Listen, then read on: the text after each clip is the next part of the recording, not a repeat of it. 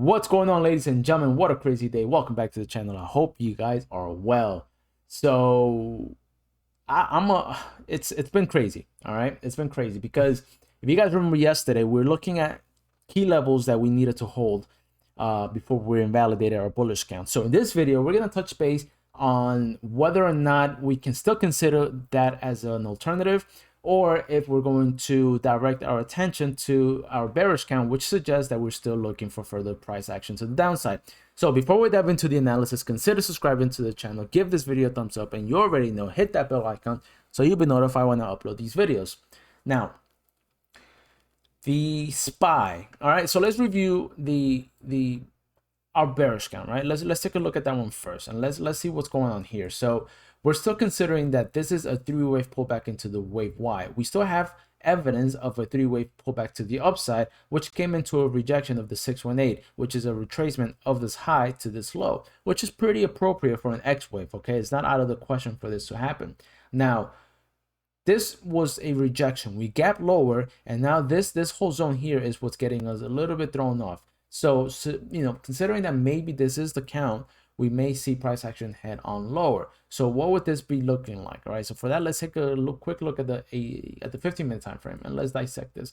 So if this was the X wave completion here at the 618, then we already know that the Y wave should be made up also of three subdivisions, three waves, right? An A, a B, and a C. So what I'm looking at this possibly is that this is the making of the A wave. We will get a B wave, and then we'll get a final C wave. So the A wave is still ongoing, right? This is 1, 2, possibly 3, 4, and 5, depending on how this unfolds, right? It could be a 5, 3, and 5, which is likely what the case is going to be. So this is going to be like this, right? So we have our 1, 2, our third, our fourth, and our fifth. Okay, we take out these highs, we confirm this, and then we see a three-wave pullback to the wave B, right? Take out these highs, we potentially fool the bulls thinking in that we're gonna see new highs here, and then the bears are gonna come short a 5-wave decline, 1, 2, 3, 4, and 5 to the C wave. Okay, that could possibly be the outcome or the case in which we are finding ourselves in. I'm not discounting it, but you see here the Amazon earnings is really pushing us higher. It's giving that confidence back after yesterday's Facebook crap that it took in the market and dragged us down. So it's just very tricky at the moment. And when you have tricky wave counts that you can't determine which direction this thing is going to go to, best bet to sit on the sidelines and let the market digest, let the market develop and unfold its patterns, right? Because it'll tell you what it wants to do once it finds its clear direction. That's what Elliott wave is all about also.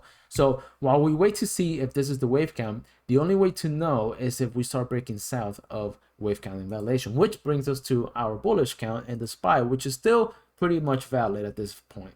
Okay, so in this count, we're still suggesting that this was the end of wave Y, but we've completed the wave 4. Okay, which is an appropriate fib retracement of the 23.6 to the 38.2, and it is also in the vicinity of its previous wave 4. All right, even though we broke just slightly below it, but we gained momentum and we brought back up into this corrective move or this impulsive structure that is coming out of our January the 24th low. So how are we looking at this? Let's take the 15-minute time frame and let's dissect this count. So out of our January 24th low, we have an ending diagonal in the wave 1, ABC pullback into the wave 2, and we now have evidence of 5 waves progression. Although if we're looking at it, at the larger picture, we only see 3 waves, right? So far it's 3 waves with a higher degree, but this third wave is very well, it's subdividing nicely into 5 waves progression, right? 1, 2, 3, 4, and 5. Now we are just stone throws away from invalidating, and you see that today after the earnings we met up with a positive outcome and we are now gapping up, or we are trying to push on higher. RSI is letting us know that from this low to this high we're still showing relative strength. Now it's getting dicey at this point, right? We're looking like, if for instance tomorrow we start fading because of the jobs report. That's something that we also have to keep in mind, that tomorrow is the jobs report. It's expected to be a very bad one, so it's going to be probably conflicting with a lot of the things that the Fed has been saying, blah, blah, blah, blah, blah. So all we can do here is play the part.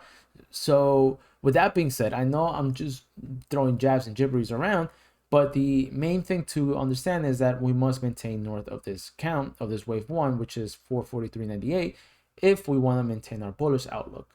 All right. If not, if we start breaking south of it, then we can still look at it of one or two ways, right? Which is where the Qs is going to be playing our which is where the Qs is playing the part right here. Okay, so let's zoom out to the 1 hour time frame.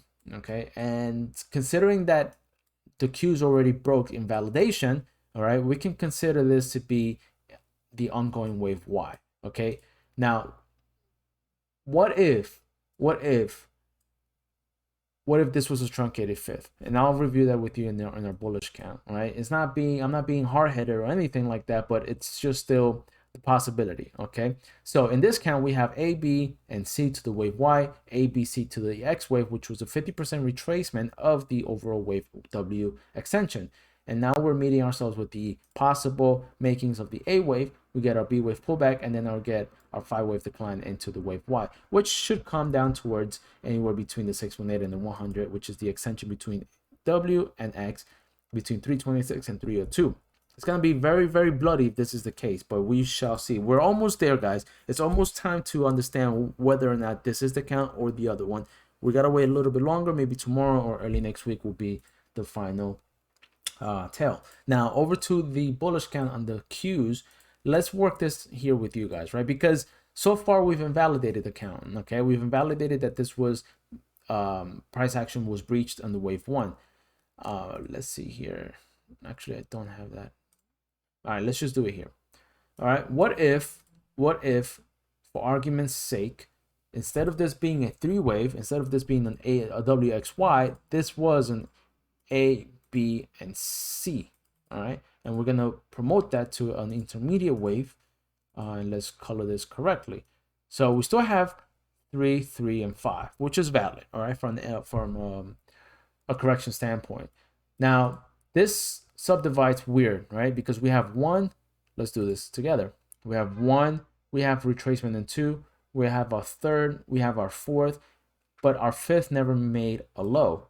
Okay. This is called a truncated fifth. I am not at all a fan of this, okay? Because I wanted, this is just, in other words, maybe justifying our bullish outlook, and I don't like doing that. But at the same time, this isn't out of the question. However, if this is the case, right, which, you know, if we look at, for instance, Apple is displaying, excuse the mess, I haven't touched this chart in a minute because we've been focusing on just mainly the indices. So 1, 2, sorry, 1, 2, 3, 4. You see, like in the Qs, for instance, the Qs broke below it, while Apple, right, which is a heavy weighted stock in the index, is not anywhere near it. So what if this is 1, 2, 3, 4, and we're gonna get ready to make our final 5th wave, right, of this intermediate wave degree 1. So that's one thing, right? The SMH, I think, is also letting us know the same deal, and we've had our labels here, right?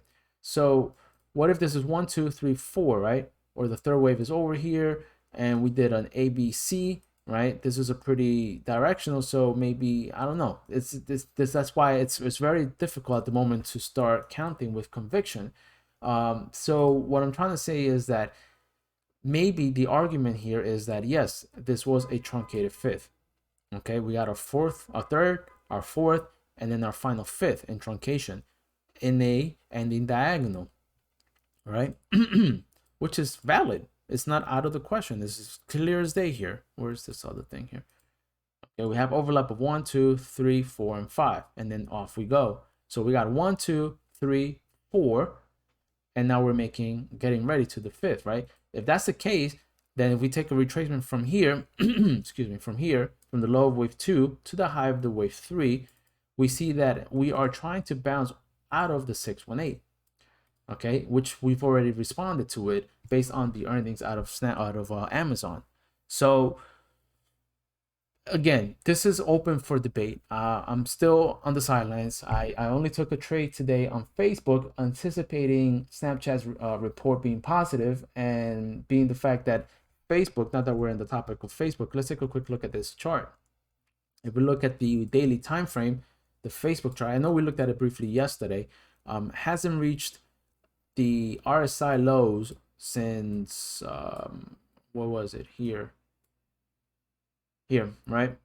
The COVID lows of March 2020. Okay, we gap lower, but we're not making we're not breaking the low of March, but the RSI is making its low. And as you can see clearly here, when we made a low here on the RSI, it was met with obviously positive price action and pushed the stock higher. So that was one of the reasonings why we took that trade today.